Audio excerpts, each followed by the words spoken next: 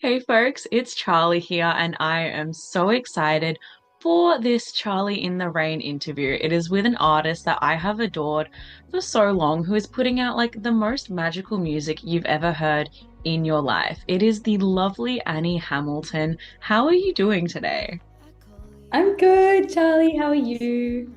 Doing really well. Unfortunately, the stormy cold weather of Brisbane isn't living up to what you're probably experiencing in Paris right now, but yeah. Yeah, I've got to say it's like 35 degrees or something and just like hot and balmy and sunny. So sorry. Oh, I love that. That's okay. I'm gonna soak up the vibes through like the Zoom airwaves. It'll work. Balmy summer vibes coming at you. Yes. Oh, I love it. And if anyone's tuning in who for some reason isn't already in the Annie Hamilton fan squad and they haven't gotten around you yet, would you mind just introducing yourself, telling us a bit about who you are and the music you make? Yeah. My name's Annie Hamilton.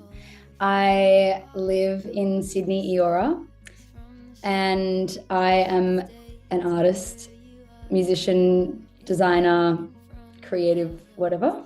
So yeah, I make music. I don't even know how to describe it. I just make music. I guess I just make, oh my God. I guess my music is like indie pop, dream pop, indie rock kind of vibes. But in saying that, like I generally I try to like never make the same song twice. Mm. And I'm not really interested in trying to just like create, you know, pop songs over and over again to like fit in with the algorithm or whatever. I'm more just like treat it as whatever comes out and feels good, I go with it. And so sometimes that can be more like, I don't know, experimental, industrial, whatever. Or it can be more like soft acoustic folk songs, or it can be like hyper pop, glitchy, dreamy, ethereal, whatever. So yeah. I love that because it all fits in the same like region of being such a magical listening experience. No matter what like sort of genre you'd fit it into, it's all so magical. Thank you. I mean, I definitely before my last album, I felt like I had pigeonholed. I think I felt like I pigeonholed myself into like indie rock, sad girl guitar world. And like, don't get me wrong, I love sad Mm. girl guitar world. But I found that I had started writing and producing more like electronic music. And at first I was like, far out, I'm gonna have to start a side project because this like doesn't fit in my like in the like Annie Hamilton box. And then I was like, wait a second, I can actually do whatever I want. Like, and it's actually it's more honest if I'm making music that reflects all of the parts of myself. And that, I mean, we're all humans. We have happy moments and sad moments and like massive highs and low lows. So why not like reflect all of that in the art that I'm making? Like, why would I only choose to reflect a certain part of that in order to like make it palatable or like package it up as kind of like an easy to understand, like this is the project. So I'm like, the project is just a reflection of me, and therefore it is a bit like chaotic and all over the place. I feel like it's got to be though. Like to be an actual artist creating art for yourself, there is no box. There is no clear cut like silicon mold. I love it. I love it so much. Exactly. I mean, that's when like the most interesting stuff for me, the most interesting stuff comes out when like I kind of stumble across a sound or like if I'm writing or producing something and I stumble into like uncharted territory for me or something that I've never done before, that makes me excited, and then I am inspired, and then I like dive into that. And I think my like most interesting songs are the ones where I'm kind of just like stumbling across new territory. Hmm. Yeah, I love that. I really love that. And speaking of songs, you have a new song. People who are listening, it is out everywhere now. So if you haven't, please get around Song for Lily. This is such a gorgeous song. I fully just like sit with it and I'm just like, okay, I can't do anything while listening. I just need to like, it just needs to like absorb. I love it. It's such a gorgeous song. It's out everywhere now. Can you tell us a bit about Song for Lily? Thank you so much. This is a song I honestly never thought I would release. I wrote it for my friend Lily, obviously. And I mean, I have so many songs that I write and just like I will never consider releasing them. I don't know. I just like, I mean, I write a lot of songs, but there's so many where I'll just like sit down and write a song and get something out. And it doesn't occur to me to be something that I should share publicly. So I wrote this song and I think I just recorded a demo of it and I sent it to her.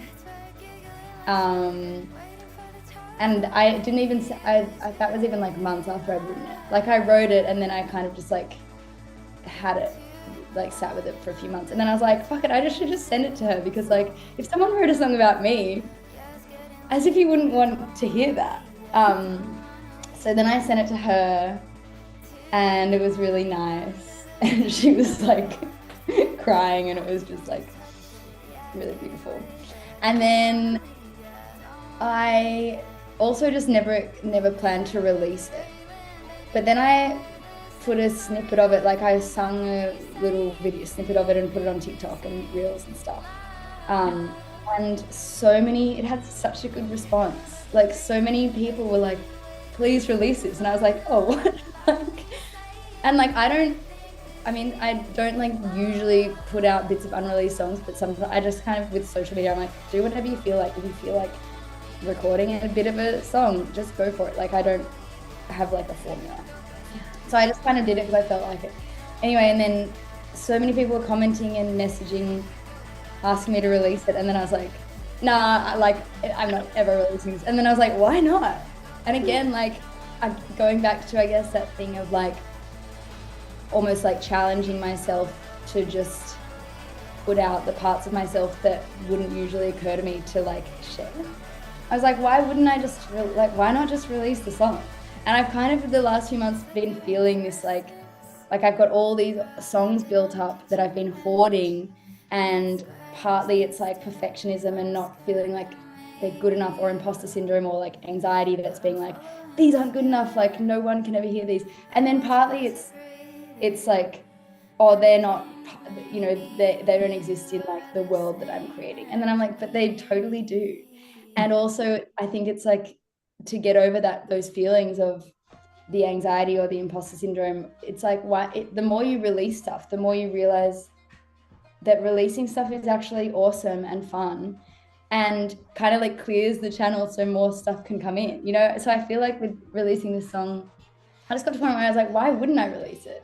Like, why am I hoarding this?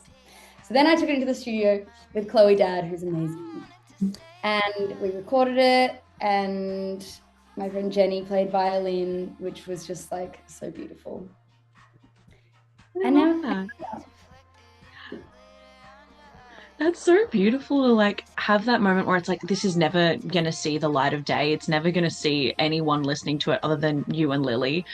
And now it's out. Now everyone can listen to it. That's like such a beautiful sort of metamorphosis for this piece you were never actually intending to go public. Yeah, and I think like also releasing music in this day and age, or I don't know, so many people talk about how hard it is being in the music industry and releasing music, but I've kind of just started looking at it as like that it doesn't matter what happens after the song comes out. Like it doesn't matter if people like it or not. It doesn't matter if like it literally gets 2 streams, because that song for me, like it felt so good writing it. It felt so good sharing it with Lily. And then it was so, like, we had the best, recording it felt so good. Like, it was so special and beautiful.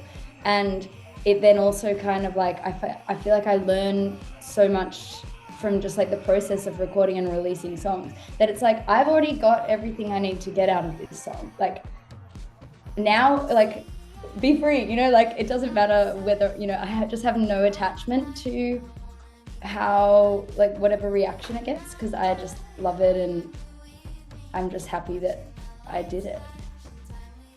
That's like the most healthy mindset you can have in this world. Like, even people who aren't like making music or making like, more of a tangible art form, it's just everywhere. They're like, oh, this has to be this good. It has to get this many likes. This many people need to tell me that it's good. I need to sell out this many shows. Or it feels kind of like constant sometimes. So to have that mindset is such a special thing. I'm like, yeah, you don't hear that a lot.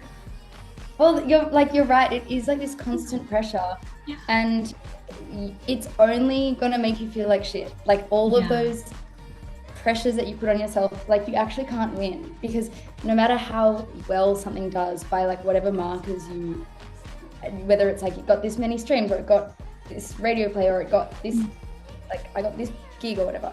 Like no matter what it gets, there's always going to be like infinite things that it didn't get, and I feel like we're just all we do is focus on like the negatives and the stuff that didn't happen. And it's so much easier to be like, oh, it didn't get this, it's a failure, I'm a failure, instead of being like, hey, like someone messaged me saying that it made their day better. Like that's a win. So yeah, it's kind of like just detaching from those pressures, because once you're like focused on those pressures, like you actually can't win. Like it's never gonna feel good. Yeah. Oh, I love that. I'm like, I'm gonna need to write this down like in my notebook or something to keep looking back to because that feels therapeutic, even though that Yeah. was not your intention. Write a self-help book. I mean, hey, you can do it. I feel like I would buy that. I know many people would buy that. But yeah, you mentioned like you had a good time recording this and it was a real positive experience. And I read that you like sometimes feel the pressure in the recording studio, as I'm sure so many people do, that you need to make the song sound like this, or it needs to be that shiny pop song, or it needs to have the edge, or, some sort of gimmick to make it latch onto people to fit into one of those horrible boxes. But this song doesn't like fit into some shiny, perfect, like industry box because it's so raw and real and like personal. I actually enjoy it more in like such an authentic way because it feels like it's you playing it to someone, like actually like in the room, rather than feeling like some hyper produced, churned out industry piece. I would love to ask, what was that like getting to the point of being like, no, I actually want it this way. This is how I'm going to do it. And I don't really care if the industry doesn't like that or not.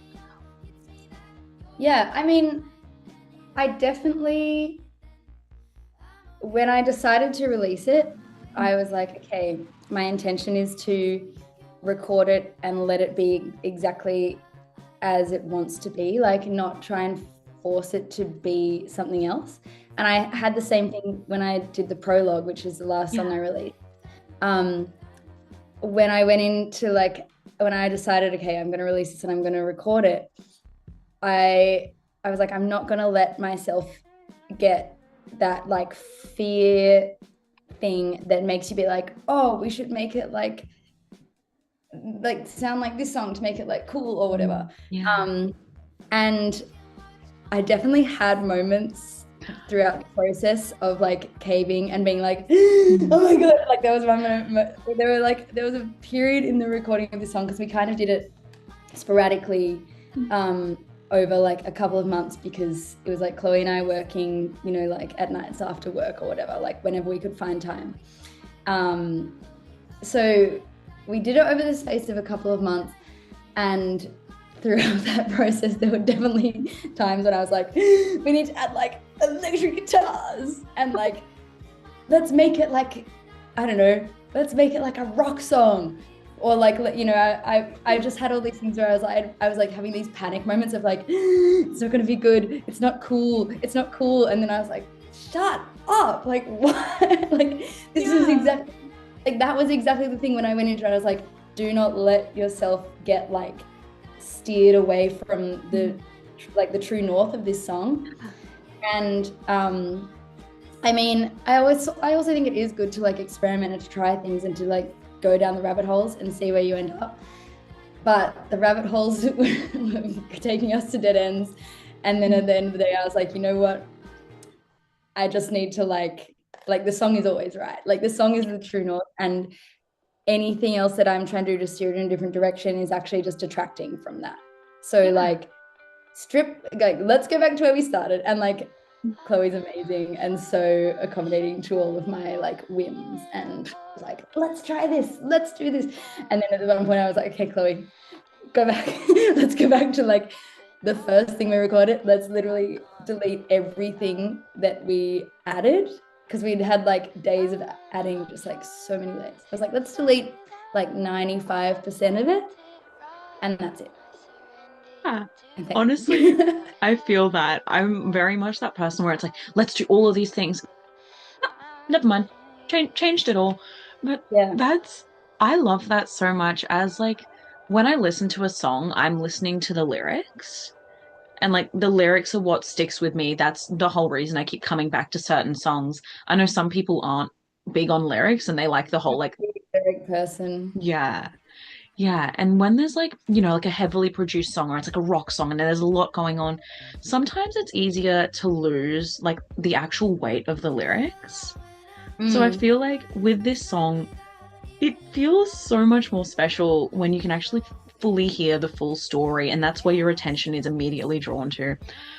I don't know if this actually makes sense to people who like aren't big lyric people, but it just feels right as a listener, which surely like that's the main goal. Like, yeah, I mean, I always think when I'm like producing a song, I think like what element of this is conveying the meaning or telling the story, and a lot of the time that's lyrics. Like it's not necessarily the lyrics, because I think sometimes the music, I think the music tells just as much of the story as the lyrics does, or it should.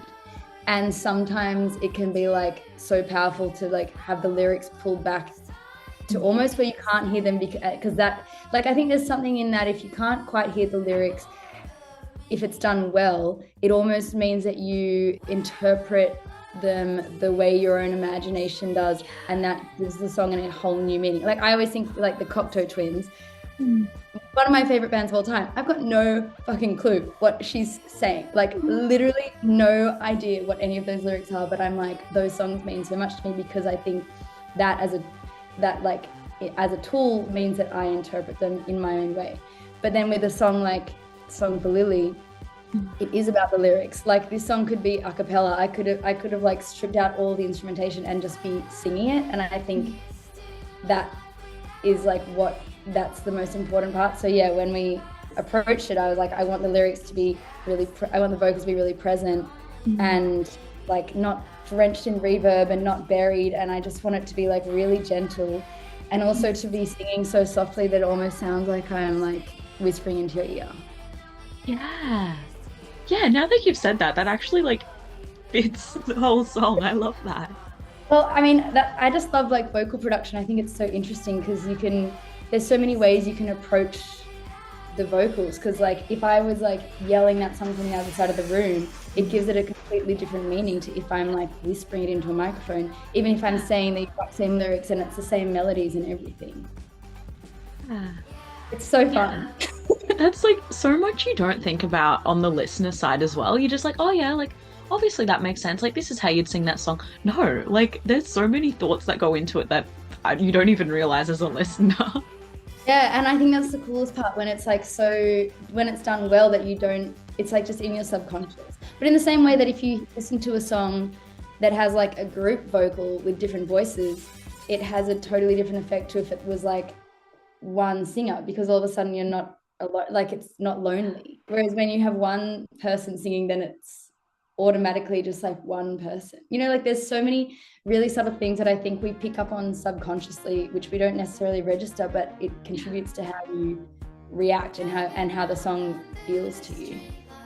Yeah, absolutely. I feel like now I just need to like sit with like, pick all these different songs and just sit with them and just like have this running in my head. It's so cool. I'm obsessed with it. I think then it's so exciting when you're producing something and creating, because you're like, how do I want how do I want the person to hear this?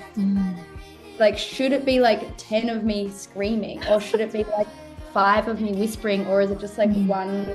Is it just me sitting in a room singing you a song? You know, like what? Yeah.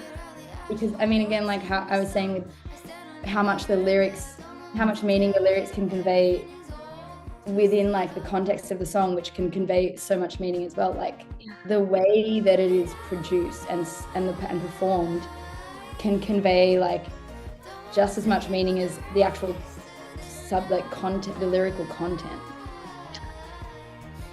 Yeah. Oh, I love it. I truly love it. But also now I'm waiting for like the alternate version of this song with the 10 of you screaming from across the room. Like, I feel like I kind of need that now. I can do it. I'll do it. Yeah, the rock dog version, or just the like. Hey, I mean, whatever you need to do to get Lily to hear the song, if it works, it works. Yeah, she's not listening. Go scream louder. Oh, I love it. And hey, if you throw that video up on socials, I'm sure you'll get some numbers. They might be confused viewers, but they'll be watching. Yeah, they'll be like, I don't know who this chick is or what she's doing, but okay. But heck yeah. Yeah, and speaking of socials, you mentioned before you put the video of this song up on social media, you know, on the 1,000 different platforms we have to use nowadays, which had that positive response. And then you're like, oh, okay, like I actually do need to do something with it because of that like positive feedback you got from social media. I am a social media hater, but I'm also like 20 years old and I've grown up. My whole life is just social media. So I would love to know from your perspective as an artist who's like now having to use social media to promote yourself, to get your music out there. Is this something that you think has been positive to yourself and to Annie Hamilton as an artist? Or do you kind of sit there and be like, man, I wish I'd never had to do this. I never want to post a video again? I have like a love-hate relationship with it. So I'd say I'm like both extremes, but somewhat in the middle. Like, I mean, I haven't been on social media for a few days and it feels amazing. And I think it's really important to have times when I'm like, my phone is on Do Not Disturb in another room. I mean, it's obviously a luxury of being in Paris right now by myself writing, where I'm like, my phone is on Do Not Disturb in another room. I'm checking it like once a day. I'm having days at a time without social media. I feel like it just frees my brain, and it's so like it feels so healthy. But as an artist, I kind of also love it because, and I think of it this way, like there's obviously the argument that artists now are like content creators and are forced to like just spend all day making content, posting on all these different platforms. You can look at it that way, or you can look at it in the way that I prefer to view it, which is like how crazy and cool that we have this tool that's free, that we can just like take a photo in my house with like zero effort on my phone and then just go blip, and then it goes like all over the world. And I can like portray myself however I want to. Like no one is in control of my image and what I'm saying and how I'm showing up on socials, right? Whereas like at any other time in history up until the last like 10 years, especially as a woman, like as a female artist, like I would have been going through like a marketing team at a label in order to reach my fans, and that would have to be like go through a whole team, which would probably be a male dominated structure, who would be vetting the messaging that I have, the imagery that I'm using, and almost like controlling how I'm portraying myself. Or I wouldn't even be portraying myself, they'd be portraying me. So I actually think like it's a total privilege to have these tools available to us where like we are like really empowered and in full control to like talk to our fans exactly the way we want to. Mm. So when you look at it that way and you go like, okay, if I was making this art 50 years ago, I wouldn't be able to get it out there. Like maybe I could put posters up around my hometown, but like, I don't know, if it's niche music, then like how far are you going to be able to get with that? Whereas now I'm like, I can find like, you know, you just want to find your people. And the fact that I can put up a video of me singing Song for Lily and like I put that video on TikTok. I put up the first video on TikTok of it in like December and I don't know, like not much happened immediately, but then in like the 6 months following, all these lilies have found it. And I keep like still every day I open up TikTok and there's like a notification from my video in December being like, Lily, someone reposted your video. And I'm like, lilies of the world, unite. Like, that's crazy.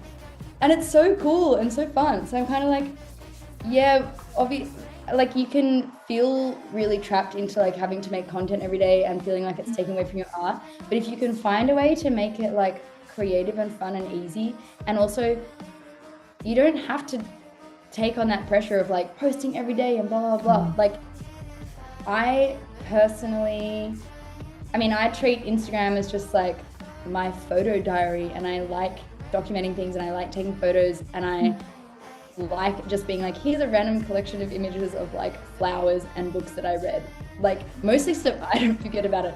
And if you stop like seeing it as like promo that has to get a certain response and just see it as like creative expression, and you're almost like putting stuff out there, and if your people can find it from the other side of the world, then like how cool. Then I think it takes away that like negativity of social media. Yeah, that's such a refreshing way to look at it. Also, like, I've just got to say, I love like your Instagram photo dumps. Like, that's so cool. Half of my screenshots on my phone are when people post like books, like they post photos of books they're reading. I'm like, cool, I'm gonna screenshot that. I'm gonna find that at the library. I'm gonna read that. Yeah, same. And I always forget. But when I was on the plane over here, and I was like, okay, I'm gonna go through my photo album, and I found every screenshot of a book that I had taken, or of like a film recommendation, or like all those screenshots that you save and you're like, I'll read this book, and I put them all in a little folder on my phone. So I was like, normally they just get lost in the abyss of like 200 billion photos and screenshots. And then I was like, no, I'm making a folder, and I compiled all of my screenshots of book recommendations into a folder. So next time I need a book, I can just be like, consult my little album of screenshots. That's really actually so smart. I thought that was like the smartest thing I've ever done in my entire life. No, because that's so real. Like I was doing like the deep scroll, you know, I ended up 3 years back and I was like, I didn't do anything with this screenshot. And it's like I was supposed to like go out. I was supposed to like, there were songs I wanted to listen to, and I screenshotted the release date. They came out years ago and I never got around to it. Like I have another Instagram account that's just like my mood board.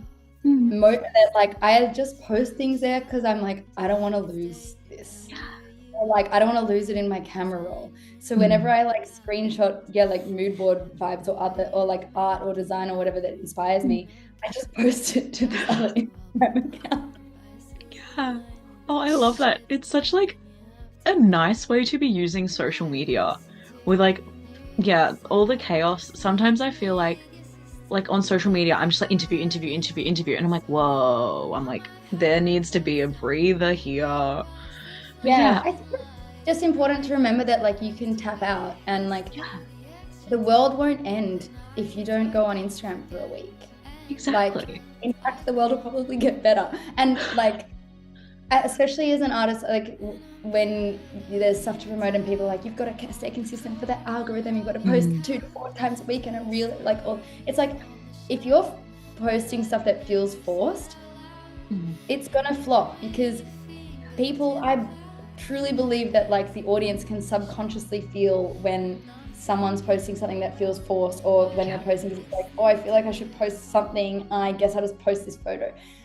Like those are the ones that don't do well, because I feel like that energy is like carried through. Whereas when you're just spontaneously being like my rule with socials is post when you feel like posting, don't post if you don't feel like posting. Like Yeah. So simple, but who would have thought? And then like post as if it's not good. Oh, this is my other rule. If it's not good enough for my group chat of my best friends, it's not good enough for the internet. Like, Yeah. would you send this to your best friend? If not, then why are you sharing it? Like, why are you posting it?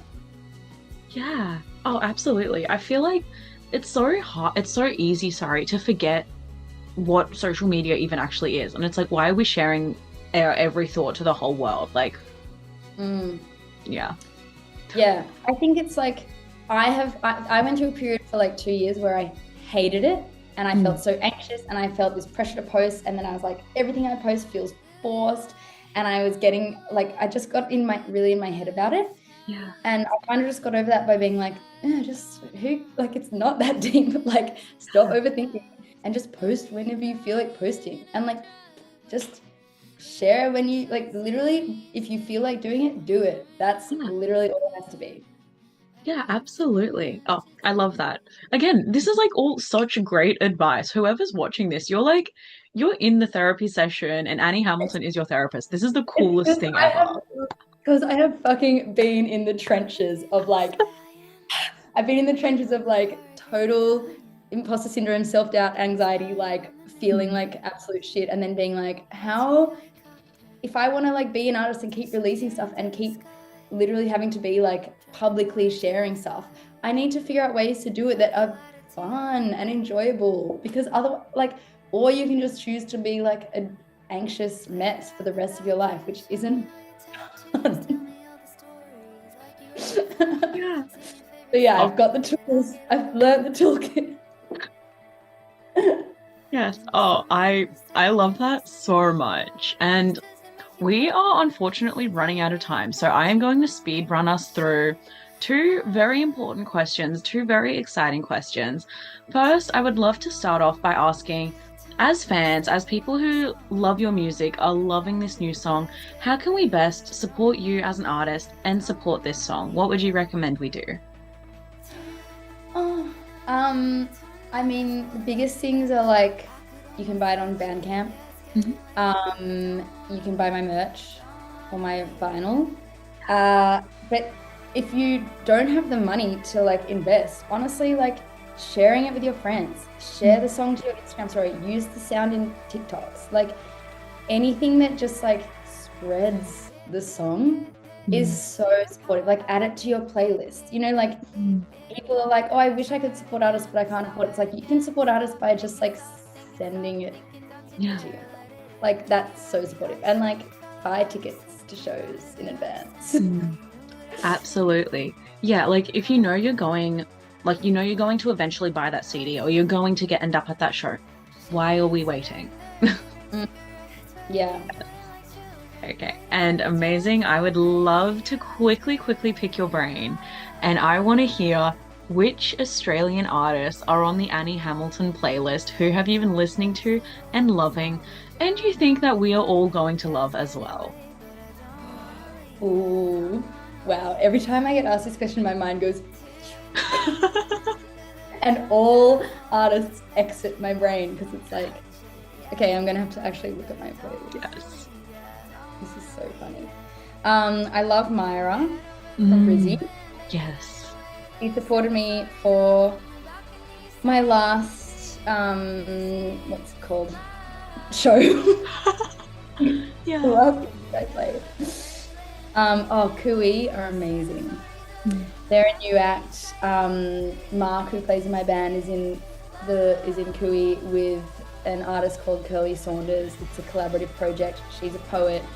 It's like the most I've listened to the album. It's literally like, it's so beautiful. It's so beautiful. I think they just released their second single, but the album is coming and it's amazing. So everyone get around Kui. Who else? I mean, Chloe Dad, who I made songs with. So good. So much good music coming. Who else is there? Oh my god, there's so many. I'm gonna have to write a list. Got a mental blank right now. Yeah. But yeah, there's a few. Yes. Honestly, I love that. And also like love the deep cuts of like the Brisbane local scene. Love Myra so much. I've She's literally so good. got like I've got a little poster like up here of her launch show she just did, and we all dressed up as fairies. It was the cutest thing ever.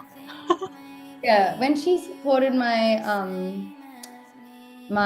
Brizzy show, I was just like, oh my God, the vibe and the voice and the songwriting was so Mm. good.